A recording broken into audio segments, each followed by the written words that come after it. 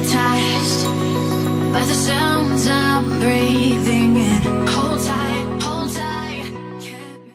What's up, guys? My name is Nick Foy, the founder of Under 30 Wealth, and if you're new here, this channel is dedicated to those of you who are entrepreneurial, who think there's something bigger to life than working a 9-to-5 job.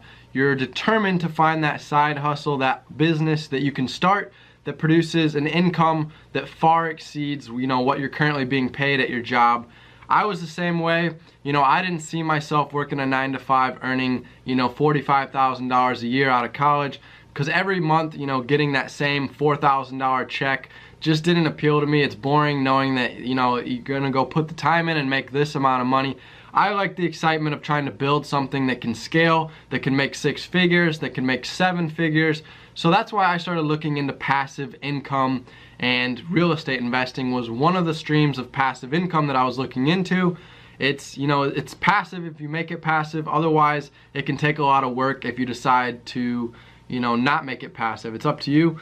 I'm approaching the passive route, trying to hire things done and hire a property manager to look after properties and manage things for me, so that I can just worry about collecting that passive income and living my life, enjoying the things I like to do, like traveling, spending time on the water, on the lake. So today's video, though, we're gonna get into talking about real estate agents and their correlation with real estate investing. One question I get quite often is, should I become licensed as a real estate agent to do real estate investing? So there's a couple cons and a couple pros, so I'm gonna go over each. First, let's start off kind of with the bad news about being a licensed real estate agent and trying to invest. The first reason mainly is the expenses. So you're gonna have some startup expenses to become a real estate agent. One, you're gonna have to buy a pre-licensed course, which typically in my state, I had to do a 90-hour one because my state in Indiana moved to brokerage. So everybody becomes a real estate broker. There's no, real estate agent and then real estate broker. It's just everybody's a real estate broker. So I had to do a 90-hour pre-licensing course, which took a couple months, but I did it, my senior year in the fall semester of college, so that when I graduated, I was ready to go. But if you've got, a few hours a night, then it might take you a month to complete. That course is gonna cost anywhere from a couple $100 up to $500, just depends what course provider you use. So you're gonna have those pre-licensing course fees that you're gonna have to pay. Then when you go to take the exam, you're gonna have an exam fee. So I think I had to pay like $60 to take the exam. Then I had to pay a state fee, like $60 to get my license once I passed the exam. And then you've got all the startup fees. So you're gonna have to find a brokerage to work under, a managing broker. So I went and worked under the same office that my dad was working under. So I have to pay monthly fees to be an agent. You have the MLS fees, you've got Realtor, National Realtor Board dues, we've got RE/MAX franchise fees because I'm a RE/MAX agent, and there's a lot of other little fees for different tools and resources you get as a real estate agent, whether you use them or not in my case. So there's a lot of fees every month that me and my father, both of us are real estate brokers, that we have to pay. So that's kind of a downside. So if you're not doing deals on a consistent basis, finding investment deals, then you're gonna be shelling out all those monthly fees. So by the time you actually find a deal, maybe the income you make or you save on the deal by being licensed, it's just kind of gonna offset, with your fees you're paying as a real estate agent. So my advice to kind of counter that would be to check into some different brokerage firms. There's some of them that charge set monthly fees, and there's others who will just take a percentage of each deal you do. So in my case, I'm just on a set monthly fee. So if I don't do any deals, I'm out of luck. Like there's been 2 or 3 months this year that we haven't done any sales just because of how things went. It's a lot of times it happens the month before. So if you sell a property, there's typically 30 to 45 days until closing. So let's say in January when I first got my license, and there wasn't a whole lot of activity going on in my market, we didn't have any deals get done in January. So that meant in February we weren't going to make any income because there were no closings dates set for February, because it would have had to have gotten sold in January, so that after those 30 to 45 days went by, then you got the closing date in February. That's when you actually sit down, they sign all the legal documents, and then you get your commission check from the deal. So there's been a few months that's happened where I haven't made any income and I've still had to pay, you know, those hundreds and thousands of dollars in monthly fees to be a licensed real estate agent. So that's where, if you can go find a brokerage where you can let them know, you know, I'm just gonna be a part-time agent, so is there a way that, you know, I can set up the fee structure where you just take a percentage of each deal I do?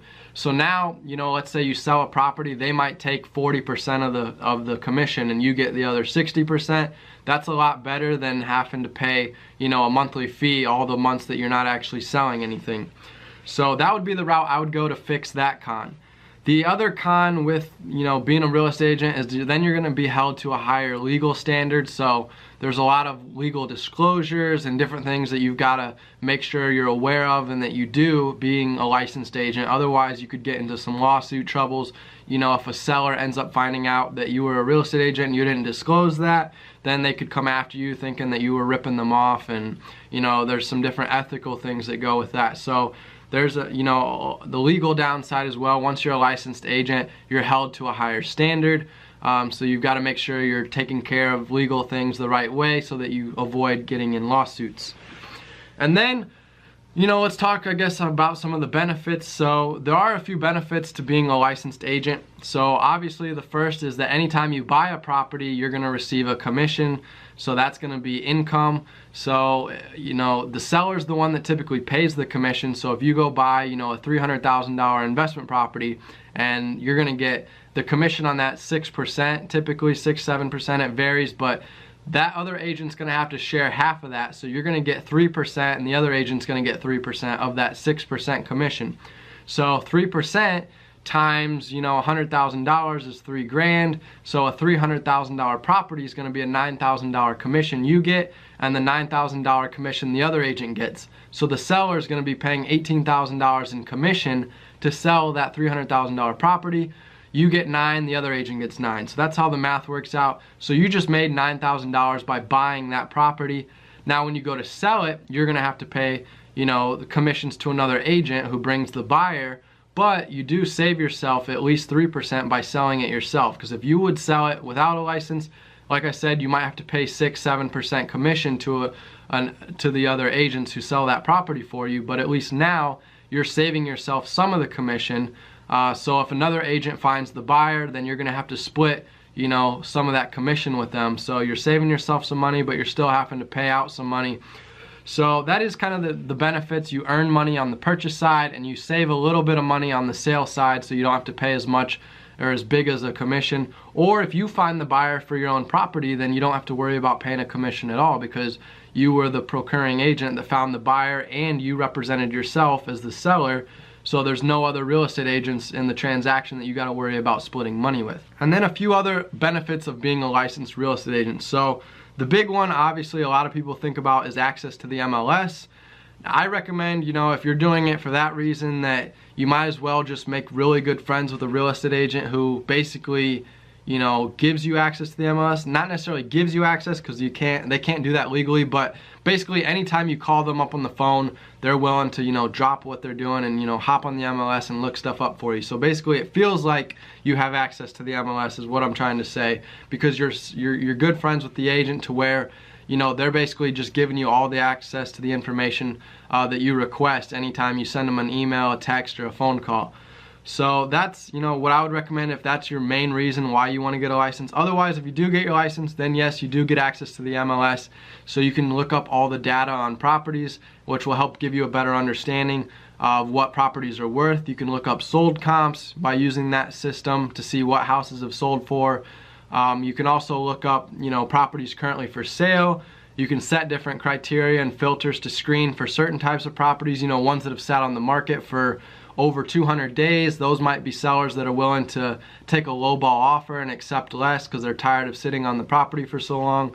So there's a lot of different cool things you can do on the MLS that give you an advantage as a real estate investor over average investors. You know, every day you can get on there and see the newest properties that came on for sale, and you can quickly jump on them before other people find out about them.